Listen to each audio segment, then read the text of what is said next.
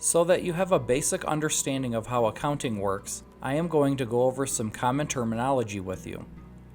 Knowing these key terms will help you know the lingo when it comes to financing your own business. Accounting goes all the way back to ancient civilizations, starting in Mesopotamia. Accounting is closely related to the developments of the written language and the coinage of money. The earliest accounting systems can be traced back to ancient Egypt and Babylonian times. By the time the Roman Empire was in power, the government had a handle on how their financial records were in detail. Then in the 1400s, Luca Pacioli wrote the first draft of our modern-day accounting system with debits and credits and making sure that they balanced out. Since those times, we have moved over to assets and liabilities. Assets are anything with monetary value to the business.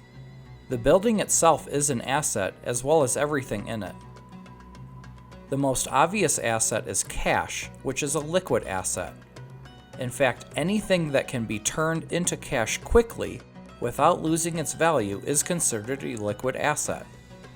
The business bank accounts would fall into this category, as well as accounts receivables, which are any invoices that are owed to your business for the work that you've done.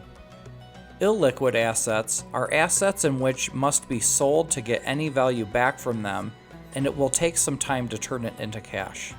These are also assets in which that without them, the business would not be able to function. So the building itself is an illiquid asset because it would take time to sell the place in order to turn it into cash. Other illiquid assets would be any inventory in the building like supplies, machines, or furniture. Illiquid assets also depreciate in value, which means that the items do not keep their full value after they're purchased. There is an old saying that, once you buy a car, it is worth half of its value once you drive it off the lot. People do not want to pay full price for used items, so anything that loses its value after purchase is said to depreciate. You will later calculate this depreciation value as an expense. Your business's liabilities are anything that you owe money.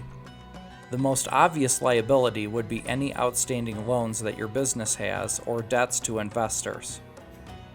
Other liabilities would include salaries owed to workers, taxes, and any outstanding credits to customers. Your net worth is calculated by taking your total assets and subtracting it from your liabilities. If your business is doing well, you'll have a positive balance, which we will call in the black. If you owe money, you will have a negative balance and be in the red.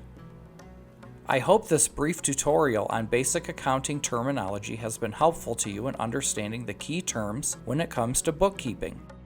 Keep up the hard work. See you next time.